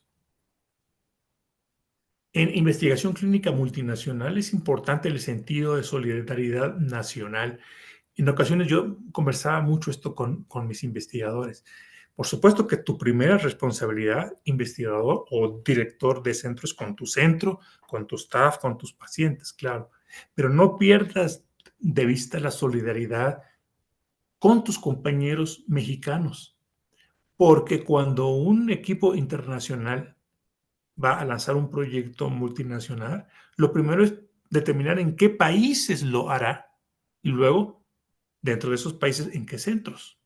A veces ocurre más o menos en paralelo, pero a ningún patrocinador le conviene tener solo un centro en México, ¿no? Entonces me tocó ver centros que se ufanaban de ser los mejores en el país, y lo eran en muchos aspectos, y se ufanaban del contraste. entre los otros centros relativamente mediocres en su perspectiva, y ellos que hacían las cosas bien. Somos el mejor centro de este país. Qué bueno que seas el mejor, pero cuida de, por lo menos con aquellos que no compiten en tu ciudad por los pacientes, de levantar, de ayudar, de apoyar a esos centros para que se acerquen al nivel que tienes tú. Porque nadie elegirá a México por un solo centro maravilloso. Elegiremos a México porque tiene 5, porque tiene 10 centros maravillosos, porque tiene 20 centros maravillosos. Entonces, la inversión que hagas en tus compañeros de otras ciudades del país es una inversión para ti mismo. Perderás muchos estudios no porque tú fueras malo, sino porque tus colegas mexicanos eran malos. Y consideró poco cost effective, o sea, la relación riesgo-beneficio a un país, invertir en todo el proceso de COFEPRIS y de importar medicamentos, distribuir medicamentos en un país y tener personal en un país por un centro. ¿Ok? ¿Cuáles son mis costos de la operación? No quiero tronar como otros centros. No quiero tener problemas financieros. Así como debo de cuidar la salud física de mis pacientes, de los sujetos, debo cuidar la salud financiera de mi centro para poderles seguir proporcionando a estos pacientes oportunidades de participar en estudios clínicos. Una indisciplina financiera es un problema ético, porque por mi indisciplina financiera estoy poniendo en riesgo la participación de estos pacientes.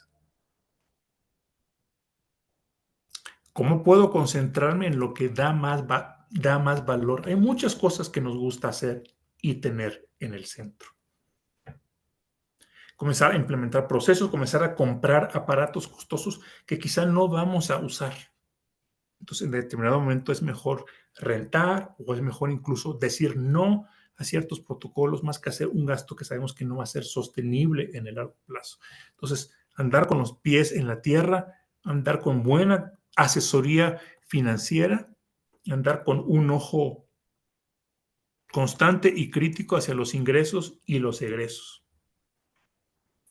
Y los directores médicos y los médicos mismos no deben ser ajenos a los conceptos más generales sobre la salud financiera del centro. O sea, es un error dejárselo eso a los contadores, a los encargados de las finanzas y decir, como yo quiero enfocarme en mis pacientes, me voy a desentender de lo otro. Por supuesto que no vas a estar en el detalle de la operación financiera, pero sí pues participar en las reuniones en donde se comparte de manera general cómo estamos y qué necesitamos. Y cómo veo que va el país.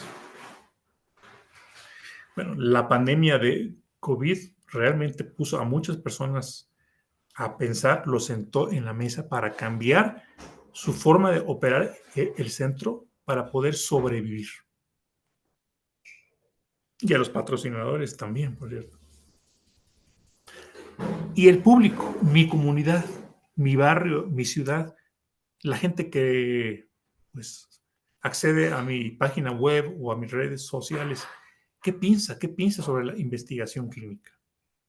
¿Y qué puedo hacer yo para informar y ayudar a modificar las actitudes? ¿Qué pasaría si cada paciente supiera casi de manera automática que puede existir un protocolo de investigación clínica en su hospital o en su ciudad del que él no es consciente, que podría ser una opción para él, para ella? En los tiempos antiguos, la percepción de quién era el mejor médico o en dónde yo podría tener un mejor tratamiento para mi enfermedad se basaba en el prestigio del profesor o profesores o de la universidad o del país en donde se formaba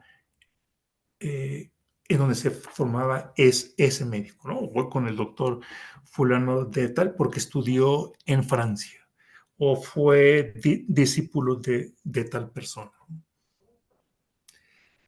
Posteriormente, a medida que hubo la explosión tecnológica en métodos diagnósticos y terapéuticos, la gente comenzó a percibir que era más probable que tuviera un tratamiento exitoso si iba a un lugar en donde existían aparatos nuevos y modernos. Y la gente se decía una a la otra, vete a Houston porque ahí tienen mejores ¿qué? Aparatos. Estamos en una tercera ola en donde ya no sé en dónde está el médico que estudió en tal universidad, ni en dónde tienen mejores aparatos, sino en dónde se hacen más protocolos de investigación para mi condición de salud. Tenemos que llegar al punto en donde, así como un paciente cuando está viendo que no responde al tratamiento que le están dando, o que responde pero a costa de muchos efectos adversos, así como pregunta, ¿existe otro tratamiento, doctor? ¿Puedo ir a una segunda opinión? Que pregunte de manera sistemática, doctor, ¿conoce usted algún protocolo clínico? Y si la respuesta del médico es, pues que yo sepa en esta institución no, bueno, doctor, ¿podría por favor investigarme dónde? Guíeme, cheque. Si el paciente hiciera esta pregunta de manera sistemática, pues claro que ejercería presión sobre todos los profesionales de la salud para mantenerse al tanto de en dónde se están llevando a cabo estos estudios.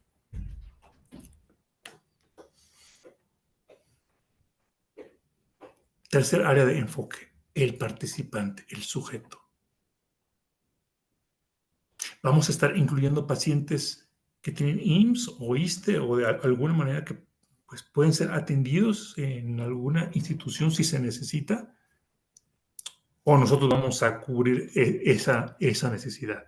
Podemos tener un convenio con un hospital privado para que los reciba en urgencias y luego, esto no quiere decir que vamos a decir no a todos los proyectos, por supuesto, pero que sí tenemos que ser cuidadosos en proyectos que sepamos que por el tipo de pacientes, por el tipo de complicaciones que se pueden presentar, es muy probable que con frecuencia entren a hospitalización. Entonces tenemos que tener un conocimiento perfecto del perfil un conocimiento lo más profundo posible del perfil del medicamento experimental para saber a qué nos arriesgamos con los pacientes que no tienen acceso a un buen servicio de salud. Como parte de tener ese cuidado por el participante, tenemos que documentar y notificar los eventos adversos, pero aparte, mantener un canal de comunicación abierto con el sujeto para que precisamente nos informe de manera espontánea, de manera confiada, lo que está sintiendo. Entonces tenemos que verificar periódicamente si comprende el estudio, si comprende por qué está aquí, si comprende los procedimientos que se le están haciendo y el por qué, si comprende cuáles son los efectos tóxicos y por qué es importante que los reporte a tiempo. Identificar señales de insatisfacción pronto. Señales de que el paciente ya no está contento y se puede retirar del estudio, aunque los parámetros de laboratorio y otras variables de eficacia se encuentren excelentes. El paciente se puede ir porque ya no soporta llegar tan temprano, porque la señorita que le saca la sangre, la señorita química, no tiene pericia o no tiene una actitud de servicio.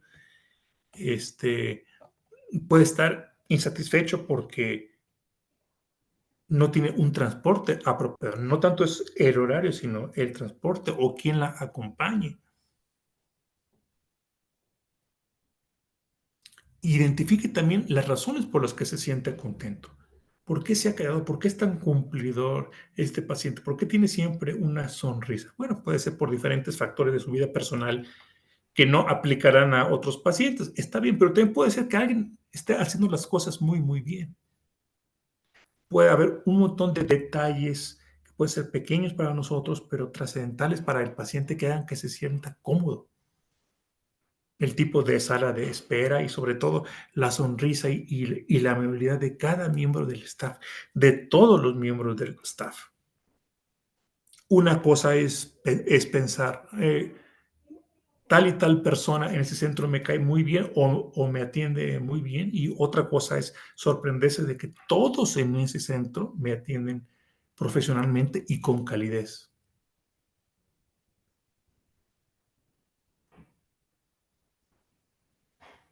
Versus el centro que pone al cliente como prioridad y no a los participantes. Y en su intento por satisfacer al cliente se distrae del participante. Que ya les he contado el caso, ¿no? De cuando estaban atendiendo a un paciente, a un sujeto de investigación en un consultorio, y el director del centro estaba interesadísimo en que yo viera no sé qué anaqueles o qué cosas que para verlos necesitaba yo cruzar por el consultorio. Y el director cruzó por el medio del paciente y del médico que lo atendía, pues sintiéndose dueño del sitio y dueño del espacio y la privacidad del paciente. Yo me quedé en la puerta, yo no quise pasar. Sentí que era una invasión a la privacidad y por supuesto que no seleccioné a ese centro, porque dije, este es un centro que no pone su foco en el participante, sino en seducir al patrocinador. Tenemos que entender qué síntoma o problema le es prioritario al sujeto. Lo que médicamente nos puede parecer prioritario, caray, su colesterol sigue muy alto, ¿no? La ecografía todavía no mejora su fracción de eyección ventricular, pero el paciente puede ser que le moleste algo totalmente distinto, ¿no? Que le moleste más que nada pues, la depresión en la que está, que le moleste el dolor de muela, ¿no? Que no ha tenido los recursos para ir con el odontólogo. ¿Qué problemas le son prioritarios al paciente que deterioran su calidad de vida? Es utilísimo, no solo para conocer el perfil de seguridad del fármaco, sino para retener a pacientes dentro del estudio, haciéndoles ver que nos importa lo que le importa a él o ella. Proporcionar un nivel razonable de confort. ¿Sí? El confort pasa por la confianza, pasa por la buena información, pero también por esas pequeñas atenciones al placer corporal, ¿no? Un lugar cómodo para sentarse, bajos tiempos de espera, un entorno no solo limpio, sino que sea pues, cálido. Me ha tocado ver centros de investigación donde pues las salas de espera son paredes blancas completamente y a nadie se le ocurrió poner un pequeño cuadro, plantas, aunque sea ahí plantas artificiales o lo que se pueda, para crear un entorno en donde el paciente se sienta mejor que si estuviera recibiendo pues, una atención médica habitual. Y me ha tocado al contrario, me ha tocado conocer centros que, por ejemplo, como parte del manejo, como parte de la capacitación en nutrición en pacientes diabéticos tipo 2, había un club de cine en donde se les invitaba a los pacientes a, pues, ir juntos al cine. Se citaban en cierto lugar e iban al cine y compraban palomitas light, ¿no? Y les hacían ver que sí era posible tomar cierta golosina, darse cierto placer, cuando ellos, por otra parte, estaban cumpliendo con sus metas de control de peso y de control de glucosa. Haga equipo con la familia, o en su caso con los amigos o con los padres de los participantes. Y haga equipo, aquí viene algo que no frecuentemente se hace, haga equipo con el comité de ética. Que no sea simplemente, que no sea visto como la ventanilla de trámites, sino como un grupo de personas que junto conmigo está interesado en que tenga éxito la investigación por el bien de los pacientes y de la institución. Siguiente área. Ya estamos en la penúltima, pero ¿hay comentarios o alguna experiencia que quieran compartir aquí? No, de mi parte, no, realmente mi pregunta es sobre la parte, se me hizo muy interesante su comentario que hizo respecto a que, pues sí, sí aunque si en México solo hay un centro que sea muy bueno, pero al final las farmacéuticas no les hace, no es costo efectivo Ujú. traerlo, ¿no? Y sí hay, y bueno, y mi pregunta es, ¿en México sí hay este tipo de apoyo entre centros? Y más, no sé si entre centros se puedan referir entre ellos pacientes. Sí, me ha tocado ver centros que tienen, por ejemplo, una red por un grupo de WhatsApp. Entonces, cuando un centro tiene cierto proyecto con cierto tipo de pacientes, les avisa a todos los demás centros. Tengo este tipo de protocolo que pide este tipo de pacientes. Y no importa que existan 2 o 3 centros compitiendo en la misma ciudad. Si el grupo es suficientemente grande, bueno, el grupo de WhatsApp que yo conocía tenía más de 100 oncólogos ahí. Entonces, pues hay para todos, ¿verdad? Y siendo tan grande algunas ciudades en donde están los centros, pues hay personas que por su localización geográfica o por otras razones van a preferir un centro que otro. Pero sí, el referirse a pacientes es algo que ya se practica. Ah, ok. Vale. Algo que me gustaría que se practicara y se quedó en el tintero y nunca pude convencer a nadie.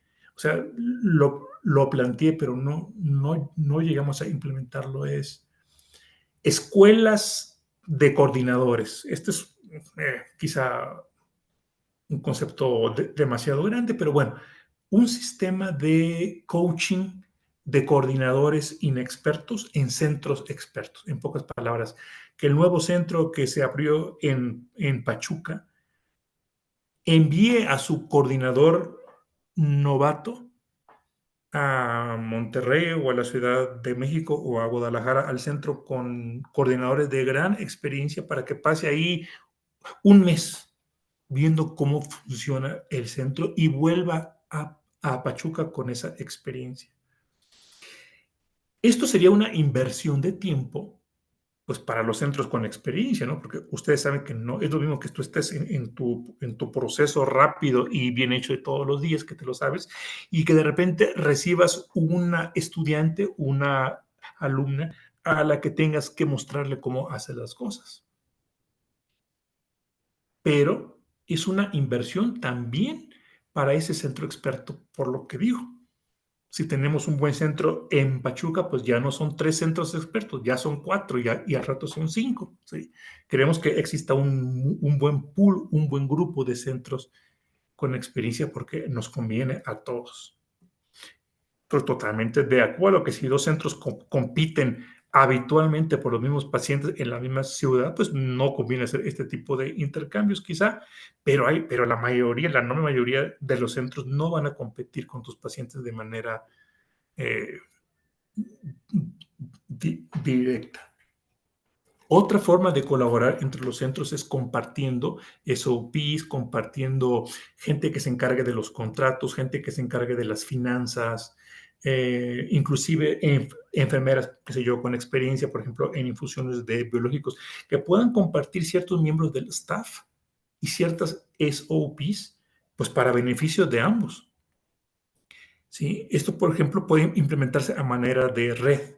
Imaginen ustedes una red en el país de 5 centros, ¿no? Uno en Hermosillo, otro en Tampico, otro en Veracruz, otro en Guadalajara, otro en Mérida. Obviamente que no van a competir porque son ciudades alejadas, pero ahora con los medios de comunicación remota, no tiene por qué cada centro gastar en un abogado o en un contador o en trabajar en hacer sus propias SOPs, pueden ellos tener un convenio de colaboración y decirse unos a otros, vamos a hacer una red prestigiosa. Nuestro nombre va a estar arriba de todos, de tal suerte que cuando el patrocinador escuche ese nombre, sabrá que en donde esté el centro, en Colima, en Durango, en donde esté, tendrá ciertos estándares de calidad, se guiará por ciertas SOPs, por ciertos procedimientos operativos estándar. Es como una franquicia de Starbucks, ¿no? Ustedes saben que el Starbucks, en donde se lo encuentren, pues les asegura cierto estándar de calidad en la atención. Comparten procedimientos, comparten un sistema de capacitación, de administración. Entonces, este es el tipo de roles o de procesos que pueden compartir, ahorrando costos y mejorando la calidad para todos los asociados. He conversado varias veces esto con investigadores. ¿Por qué no te asocias con otro? Por ejemplo, un centro como el que planteaste en uno de los ejercicios, con excelente reputación en estudios en diabetes y en enfermedades reumatológicas. Y quiere comenzar a hacer estudios en oncología sin experiencia. Y la oncología es totalmente distinta en los requerimientos, en los retos operativos y de reclutamiento de pacientes. Y hay otros centros que al contrario han tenido una experiencia maravillosa en oncología, pero no en diabetes ni en reuma. Entonces, ¿por qué no se unen? Comparten eso, comparten experiencias de administración financiera, comparten quizá una imagen, un nombre, tantas cosas pueden compartir, a tantos acuerdos, de manera que que ambos sean sucursales de un centro común, uno especializado en oncología y otro en diabetes y reuma. Y ese nombre, ese prestigio amparará la calidad de ambos. En vez de que el centro sin experiencia de oncología se meta a un terreno que no conozca, invirtiendo una cantidad de dinero y de tiempo y de fracasos que seguramente van a presentarse al principio. ¿Y qué respuesta creen ustedes que obtengo de las conversaciones que tuve varias veces con directores de centro? Que no es posible, que no quieren, que los unos se rechazan a los otros. Exacto, pero sin razón. O sea, nunca escuché yo una razón de peso, sino al contrario, con transparencia, porque algunos, pues, tenía una relación afectuosa y estrecha con ellos. Me confesaban que el problema era el ego. El ego entre los directores de los centros. Por supuesto, siempre el ego es el ego de los otros, no es el ego mío, ¿verdad? Es siempre difícil reconocer que mi ego contribuye también.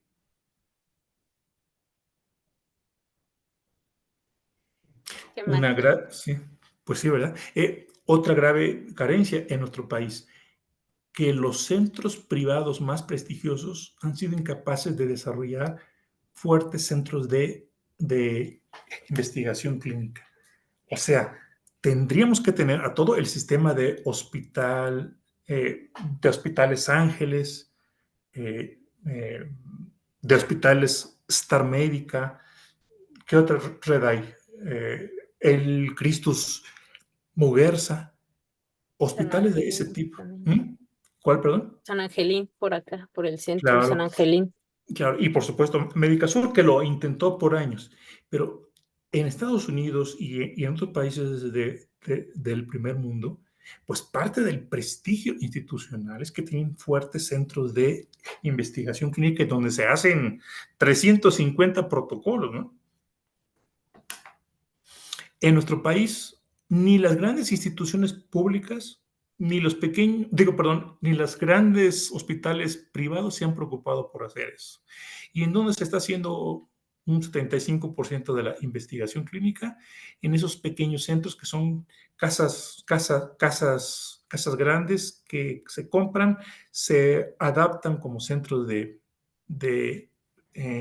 investigación y pues se ponen a conducir estudios para la industria. Y el otro 25% sí está en hospitales grandes, ¿no? Pero ¿Por qué no? sí, ¿Por, dime. Perdón, ¿por qué en los hospitales grandes no ven como un nicho de mercado la parte de investigación?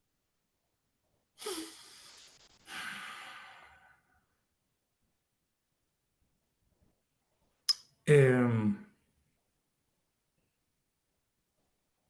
no tengo la respuesta para ti. Es algo que me ha dado vuelta la cabeza. Sí, hay muchos factores, incluyendo cómo operan los seguros de gastos médicos y cómo operan los ingresos en la medicina privada. En México, el médico privado exitoso pues gana mucho en la medicina privada y con frecuencia ocupa al hospital, o sea, al Hospital Ángeles, al Hospital ABC, al Christus Muguerza, al San José, lo ocupa como un instrumento sin sentirse parte orgánica del hospital, ¿no? O sea, él tiene sus ingresos en su consultorio, en su pequeño consultorio, y usa el hospital para los pacientes que quiere hospitalizar o para enviarlos a hacer una tomografía, etcétera. De manera que por parte de los investigadores no hay ese impulso a instalarse como investigador o a venderse, bueno, a, a convencer a los directores de esos hospitales a un proyecto que lideren ellos.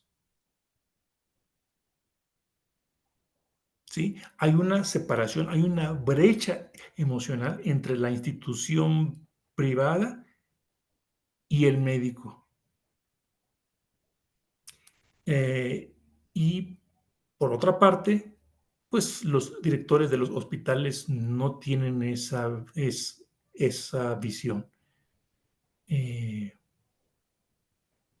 parte tiene que ver también que como sociedad, culturalmente, todavía estamos un poco atorados al paradigma de que voy al hospital privado fulano porque ahí están grandes nombres, grandes especialistas y tienen muy lindas instalaciones y muy buenos aparatos. Todavía falta esa cultura y hacen protocolos de investigación. Hay nuevos tratamientos. ¿Sí? Sí, gracias. Y ahora sí, hablamos de los hospitales públicos, pues ahí la cosa está triste porque ahí en ocasiones sí he notado en muchos casos voluntad de parte del director en turno que piensa, ahora sí, llegó el momento histórico en que mi hospital se aventurará fuerte y decididamente a la investigación clínica y se encuentran con diferentes obstáculos de tipo legal, administrativo, presupuestal, sobrecarga de trabajo a nivel tanto de los investigadores como de las personas que podrían actuar como sus coordinadores de estudio. Y a veces los obstáculos son tan grandes que pues llegan finalmente a asfixiar pues la buena voluntad que se llegó a tener. El equipo de trabajo, mi gente, la gente que trabaja conmigo, antes que todo, estoy interesado en garantizar su seguridad dentro del centro en caso de incendio, en caso de sismo, en caso de exposición a alguna sustancia potencialmente contaminante. Por ejemplo, los tengo bien entrenados para que usen lámparas de flujo laminar a fin de que no tengan contacto con antineoplásicos que pudieran causarles daño. Conocer qué es lo que motiva a cada miembro del equipo. Algunos los motiva la asociación con otras personas, bueno, el estar día a día con un buen ambiente de trabajo donde se sienten contentos y apreciados. Otros tienen como motivación inclinaciones científicas o de prestigio personal o necesidad de un ingreso. Y es válido todo ello, pero es importante que lo conozcamos, porque no vamos a aplicar el mismo motivador para cada persona. Tenemos que asegurarnos que cada miembro del staff se encuentra actualizado en conocimientos y habilidades, que sabe para qué estamos acá, que siente que hay un propósito común y que los objetivos se miden y se ponen a la vista, al alcance de todo, ¿verdad? Si la meta es reclutar 30 pacientes, bueno, que constantemente en algún pizarrón, en algún sitio con algún marcador estemos monitorizando cómo vamos, ¿no? Que si tuvimos una visita de un auditor al centro, que compartamos los hallazgos con todos para que aprendamos todos, que todo el mundo sienta que es parte de un grupo con un propósito común. Reunirse formalmente con el equipo. Mencioné también que las mediciones de calidad tienen que ser, pues, cuantitativas lo más posible y tienen que ser visibles y comprensibles. En vez de tener quizá un tablero de control con 10 distintos parámetros de calidad que medio se entienden y medio se ven y medio se conocen, pues quizá simplificar las cosas y tener nada más 2 o 3 parámetros de calidad, pero que estén siempre visibles en las instalaciones y que realmente representen un reto para las personas. Aquí viene este penúltimo punto muy importante: reconocer los aportes individuales de manera sincera, inmediata, no 2 meses después, y específica. ¿Sí? Es poco útil decir enfrente de todos: felicitamos a tal persona por su sentido de responsabilidad. Es mejor ser específico. Bueno, ¿dónde y cuándo? ¿Cómo mostró ese sentido de responsabilidad? Entonces, ya se le planteamos. Porque habiendo tenido este problema inesperado, estuvo dispuesto a sacrificar esto y a gastar más tiempo en esto y a diseñar en horas extra una solución para esto. Y así es como mostró su sentido de compromiso. Y por eso un aplauso y nuestra mayor felicitación. Y reconocer que no todas las cosas van a salir como se programan. Vamos a vivir en la incertidumbre todos los días. Así que también tenemos que aprender a improvisar y a reírnos todos de las cosas que nos salen a veces mal. Muy bien, pues esto ya son detalles de la conducción de ciertos aspectos operativos del centro, pero creo que repasamos bien las áreas de enfoque del centro, que me parece exitoso. No sé si quieran compartir alguna experiencia o tengan alguna pregunta o comentario para terminar. Pues yo nada más de pues los conflictos que hay, ¿no? Todavía entre los centros y todo. También hay conflictos con los patrocinadores. Me tocó una reunión en donde estaban varios investigadores y pues que no sé si era como queja, pero sí decían que pues los patrocinadores se llevan a sus coordinadores y entonces que pues los dejan sin personal, ¿no? Y que viene a lo que usted comentaba, ¿no? Entonces, pues trabajar para que a pesar de pues que lo quiera jalar un patrocinador, pues le guste estar ahí, ¿no? Que a veces la parte económica pues es lo que jala. Muy bien, sí, gracias por el comentario. Y sí, un patrocinador pues debe pensar si le conviene perder un buen centro por jalarse a un miembro del staff, ¿no? En ocasiones sí, en ocasiones hemos tenido centros que el investigador realmente no muestra responsabilidad, que ha puesto toda la carga en los hombros del coordinador o coordinadora, y que la calidad del centro depende exclusivamente de esa persona, ¿no? Y que aparte de eso le pagan muy mal y se encuentra insatisfecha por otras cosas. Entonces, ahí sí, bueno, sí, si ya no nos interesa trabajar con este centro, pero sí nos interesa trabajar con esta persona y capacitarla y darle una vida distinta que se merece por su trabajo, pues qué mejor. Muy bien. Pues continuaremos de cuando en cuando tocando estos temas en las sesiones que nos faltan. Gracias a todos y nos vemos en la próxima vez entonces. Gracias, doctor. Buenas noches. Bye. Buenas noches.